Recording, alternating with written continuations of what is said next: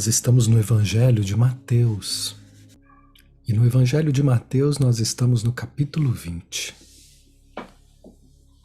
Cada dia um versículo, cada dia um trecho, cada dia um quadro, um momento. Capítulo 20, versículo 1. Pois no reino dos céus, pois o reino dos céus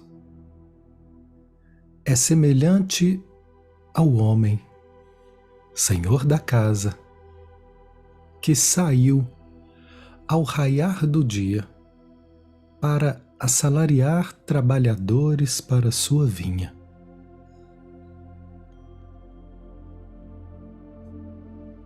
Depois de ajustar com os trabalhadores 1 denário por dia, os enviou para sua vinha.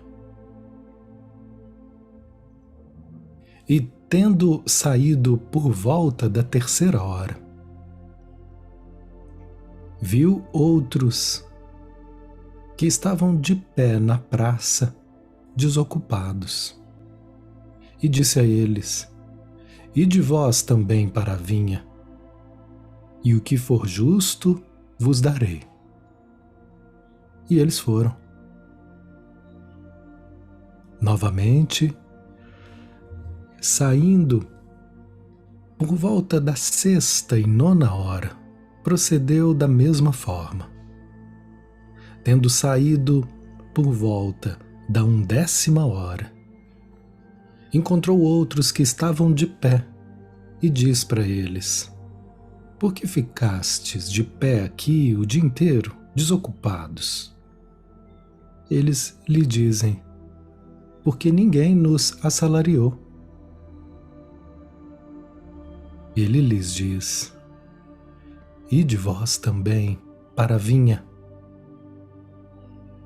Chegado o fim da tarde, o senhor da vinha diz ao seu administrador: Chama os trabalhadores e paga-lhes o salário, começando dos últimos até os primeiros. Vindo os da 10ª hora, receberam 1 denário cada um. Vindo os primeiros, pensaram que receberiam mais. Todavia, também eles receberam 1 denário cada um. Ao receberem, murmuravam contra o senhor da casa, dizendo: Esses últimos fizeram só 1 hora, e tu os fizeste iguais a nós, que carregamos o peso do dia e o calor ardente. Em resposta, disse a um deles: Companheiro, não estou sendo injusto contigo. Não ajustasse comigo 1 denário? Toma o teu e vai-te. Quero dar a esse último tanto quanto a ti. Não me é lícito fazer o que quero com o que é meu?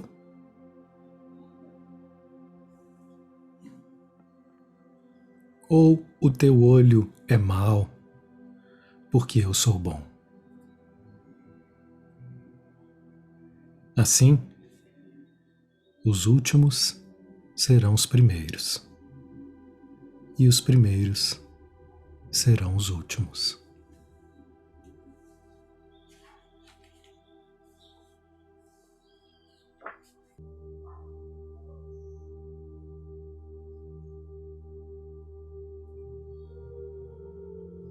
Com essas palavras, se dê conta do que pode surgir no teu corpo.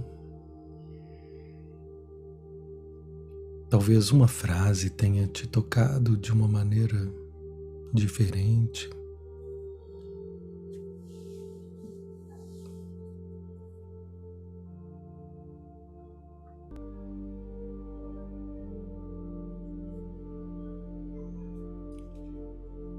Apenas siga cada sensação que possa surgir.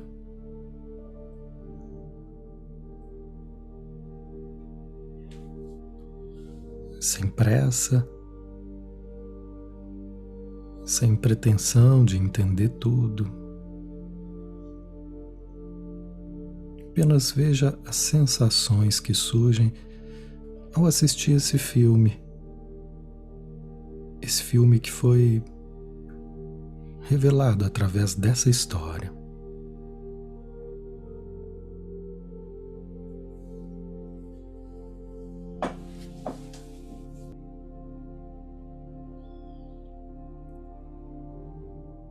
A história que conta o chamado de cada um. Cada um chamado para um serviço na grande vinha do Senhor.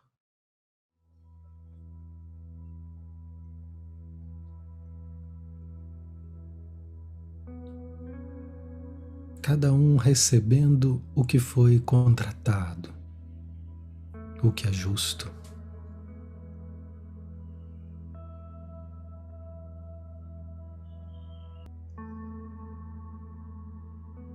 Alguns trabalhadores se comparam.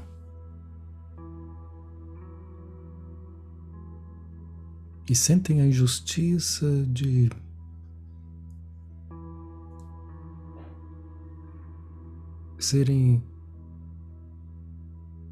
receberem um valor, de se sentirem em desvantagem.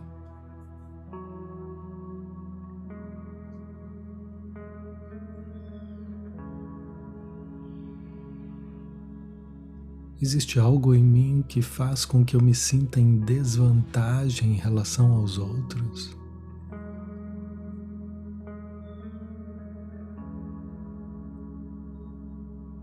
Existe algo em mim que me faz sentir culpado por me sentir em vantagem em relação aos outros.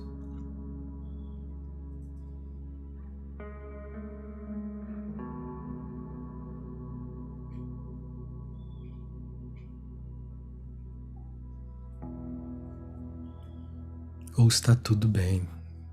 Eu estou plenamente de acordo com aquilo que eu recebo, com aquilo com qual eu fui contratado. É verdade?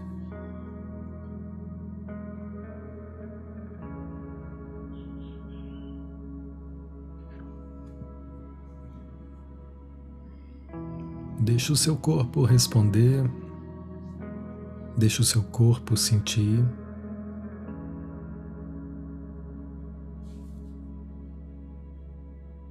E cada sensação que possa vir do corpo,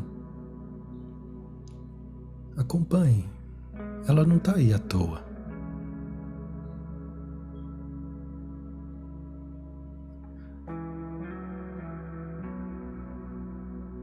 Cada sensação é uma informação sobre a nossa experiência.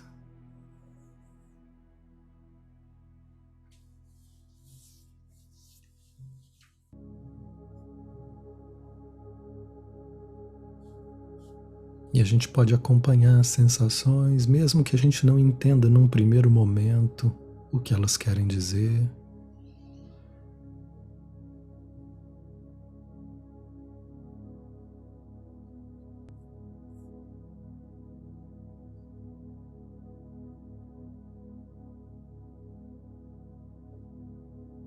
Talvez venha uma emoção que você não entenda. O nosso trabalho é permanecer com aquilo que não está claro. Renuncie à pretensão de entender tudo e fica apenas com o que é sentido. E devagar, cada um no seu tempo, a gente vai voltando. E se você tiver ao seu lado papel e caneta. Pode ser que anotar te ajude a experienciar de um jeito diferente o que começou a vir. Uma palavra, uma frase, um desenho.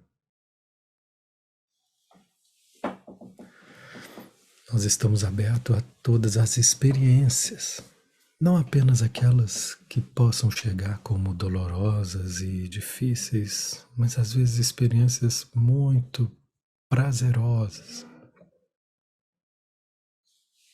experiências de uma profunda conexão. Tudo isso pode ter um lugar de consideração e de ampliação. Isso. Que peso é esse? O que na minha vida hoje está fazendo com que eu me sinta tão pesada? E aí talvez vai vindo mais coisas. Você vai acompanhando. Esse é o processo de escuta e exploração, sem pressão, e não é uma resposta racional, mas talvez vai abrindo outros capítulos da percepção. Nossa intenção com o Evangelho não é apenas acolher o que é doloroso, é acolher o que é experiência. E nessa experiência podem ter dificuldades e obstruções na expressão dessa luz. Como em um momento eu não foquei nisso, mas teve algo que obstruiu o medo do prazer. Experimentei um prazer muito diferente. Chegou uma hora que eu tive até medo. E isso é o que muitos místicos na Índia experimentam, né? Começam a entrar num êxtase, num transe, que alguns chegam a perder a consciência momentânea, não sei se passou esse medo também, né? Eles ficam num estado onde alguns precisam até ser cuidados, alimentados, porque eles são puro êxtase de amor e paz, que passam a nem responder por alguns momentos pelo próprio corpo. Para que a gente permita esse nível de comunhão e de conexão, nós precisamos abrir mão do controle totalmente. E isso a gente está aprendendo aqui. Pode ter momentos que isso ainda pareça assustador. Eu estou aprendendo a confiar. Ontem eu escrevi uma frase. Deixa eu ver se eu vou achar ela aqui. Quando eu não atendo às minhas necessidades, eu vou sempre culpar alguém por isso.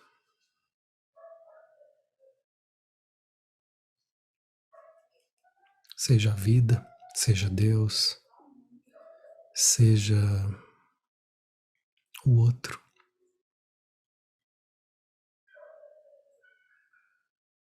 Como se o outro tivesse que me dar o que eu não dou. Como se o outro tivesse que considerar e cuidar de mim o que eu não cuido.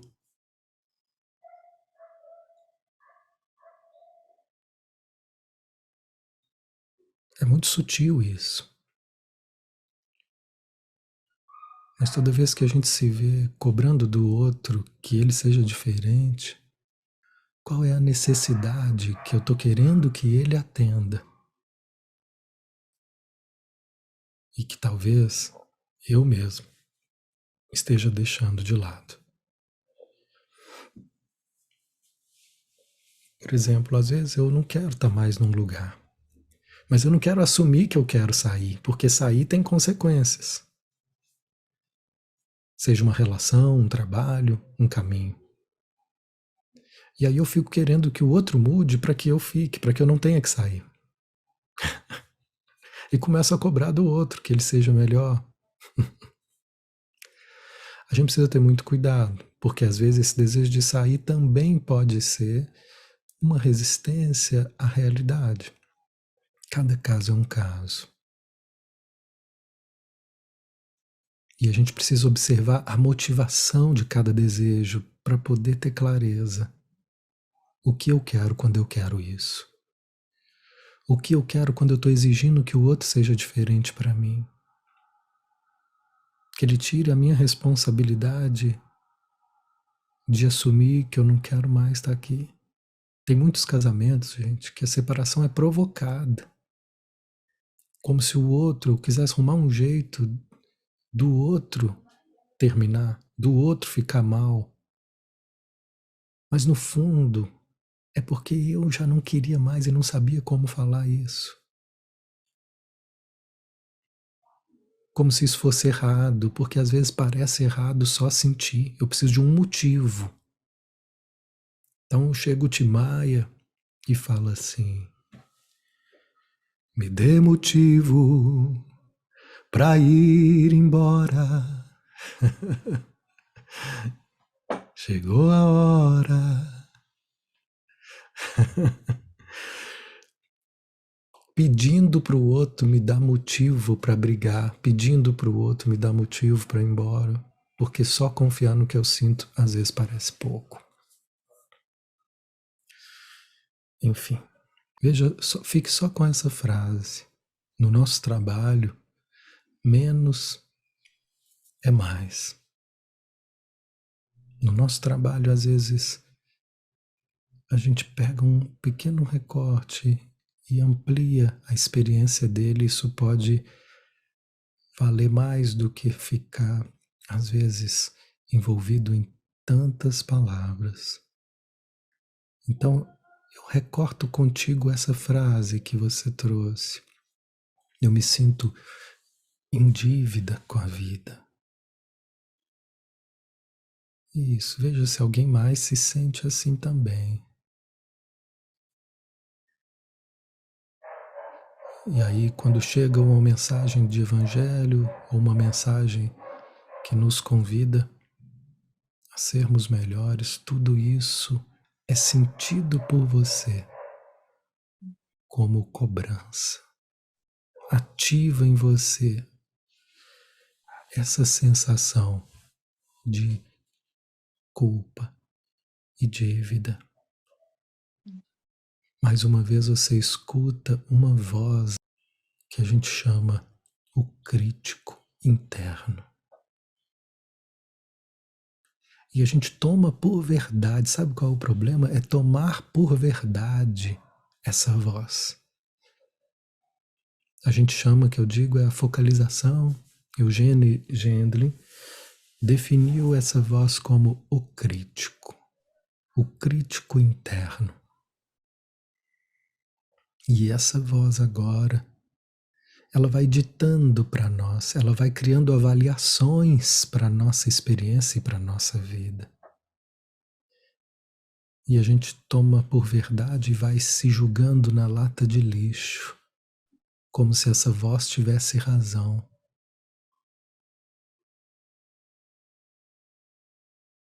Como se realmente eu fosse um fracasso.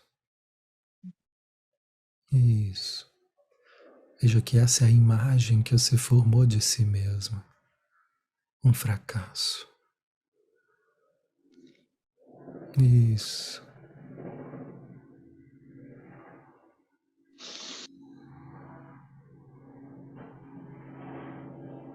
Tudo que eu faço parece pouco.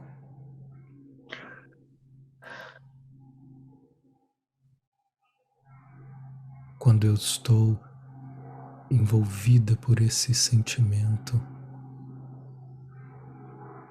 por essa exigência, por essa culpa. Isso. E aí quando vem essa emoção, olha o que vai acontecendo, talvez chegue junto com ela. Eu olho no espelho e me denigro, eu olho no espelho e me desconsidero. a gente vai perdendo toda a vitalidade, perdendo toda a gratidão por estar vivos. Não é o que você tem que fazer depois, é agora, o que essa parte precisa agora. E talvez você possa ver, fazendo uma analogia ao Evangelho, o olhar de Jesus para essa parte, dizendo para ela: de minha parte, não há nenhuma cobrança. De minha parte, não há nenhum julgamento. E a gente vê como estamos aprendendo a nos cuidar e como que a gente às vezes engana e nos engana, podendo criar essa ideia do que a gente tem que fazer em vez de fazer o que é possível agora. Isso tudo é muito importante. Olha o tanto de coisas que a gente cria para poder nos boicotar, para poder nos, né, seja essa ideia, depois eu faço isso. Imagina uma pessoa que você encontra na rua e ela fala assim, depois a gente encontra. Depois nunca vai ter. Ou a gente marca esse encontro, encontra agora. Passa lá depois. Tá, passo sim. É só forma de, né, de fingir que eu vou passar, de fingir que nós vamos. A gente faz isso conosco, né? Cria uma coisa para fazer na hora e mais uma vez vem a mesma coisa que a gente estava trabalhando aqui. Eu estou aprendendo a me cobrar menos. Tudo bem chegar aqui e não sentir nada. Pare de se julgar. Cada um é um e cada dia é um dia. No tempo certo, você vai conseguir. Essa percepção de que nós estamos nos julgando já é libertadora. Porque às vezes a gente está julgando sem perceber que está julgando e só sente o efeito desse julgamento nos colocando na lata de lixo. E sem nem entender o que eu estou fazendo ali. Como se ali fosse o lugar que eu tivesse que ficar. E não, eu dando atenção para uma voz que é puro fake news. Tem muita mentira, gente. Você sabe o que o presidente da Rússia está falando para o povo dele? Que ele está fazendo o que ele está fazendo em nome de Deus. O povo se acredita e eles entram, né, numa enorme ilusão. Deus tem nada a ver com isso não. E aqui a gente também acredita em muito pensamento que fica parecendo uma voz de Deus dizendo: você é pouco, você está errada, você devia ser melhor. Acredita nisso e a gente vai se ver numa guerra. Se eu puder me aceitar, eu posso me abrir para a vida. Veja como eu ouvi essa frase. Se eu puder abrir mão de ter que ser mais para impressionar os outros. Se eu puder abrir mão de ter que ser mais para ser reconhecida. Se eu puder ficar com o que eu sou, eu posso me abrir para a vida. Maravilha. Está dizendo, esse é o caminho. E ele não é só uma teoria, ele está sendo vivenciado agora quando você aceita essa possibilidade no seu coração. Tem coisas que a gente ouve que são lindas, mas elas ainda não chegaram no coração. Como é que eu sei? Porque quando essas coisas lindas chegam no coração, o nosso corpo reage na hora, em forma de leveza, em forma de abertura. O corpo para nós é o parâmetro para a gente medir a qualidade desse encontro com a verdade. É isso, gente. A gente está aprendendo a naturalizar o choro, a naturalizar o sentir. É disso que a gente precisa. Esse é o nosso espaço. E é assim que o nosso corpo se autorregula. É assim que a gente vai abrindo frestas nas armaduras para que entre a luz e dissolva as ilusões. Quando eu julgo que a vida é injusta, eu perco a vontade de colaborar com ela. Eu me rebelo de alguma forma com a minha recusa Já que o mundo é assim, eu não vou dar nada. Eu não quero viver aqui, nesse planeta de horror, que ela reage assim, numa espécie de pirraça, numa espécie de revolta, por não compreender a justiça maior do dono da vinha. Há muitas coisas que eu não entendo. E veja como eu ouvi essa verdade agora. Há muitas coisas que eu não entendo. Quando eu assumo a minha ignorância, eu solto meu julgamento. Eu solto a minha pretensão de achar que sabia, de achar que o meu saber me dava o direito de julgar a vida, de julgar Deus.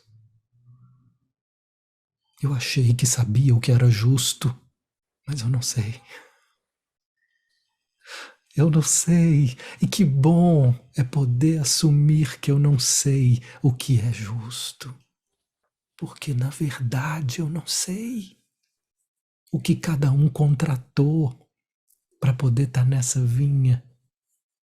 Que bom é me despojar do julgamento. Eu me torno mais aberto para a vida do jeito que ela é, mesmo sem entender tudo. Veja que alívio, pessoal. Quem sente alívio com essas palavras? Todos nós. De alguma forma emitimos esses julgamentos em relação à vida. E a gente precisa se lembrar com essa humildade. Eu não sei. Eu não sei o que é justo. Mas eu confio no Senhor da vinha, que tem um contrato com cada um de uma forma muito específica. Tem um contrato com cada um de nós. Então que a gente trate de seguir o nosso contrato, porque cada um aqui tem um arado, tem uma vinha do seu jeito, na sua história, no seu trabalho, na sua família. O que é possível tem tanto valor. E hoje estar com vocês aqui é o nosso possível. Isso tem muito, muito valor. Com isso, nós estamos aprendendo a suportar o não saber. Nós estamos aprendendo a suportar as nossas dores. Nós estamos aprendendo a suportar os equívocos. E nós estamos aprendendo a suportar a nossa beleza, a nossa luz, a nossa força, o nosso poder, a nossa divindade. Quando eu paro de querer controlar e entrego essa direção, eu sou tomado por um poder maior, que vai me dirigindo, que vai trazendo cada palavra, que vai me movendo para cada canto, que vai abrindo possibilidades, que vai criando acessos. E eu sigo, eu apenas sigo. Tem um momento do texto que ele diz apenas isso. Toma o teu e vai-te. Está reclamando de quê? Do salário dos outros? É meu acordo com ele. Se ele tem mais, se ele tem menos, é meu acordo com ele. Ele sabe o que ele contratou comigo. Toma o teu e segue. Sossega, entrega, espera, vai ficar tudo bem, tudo bem.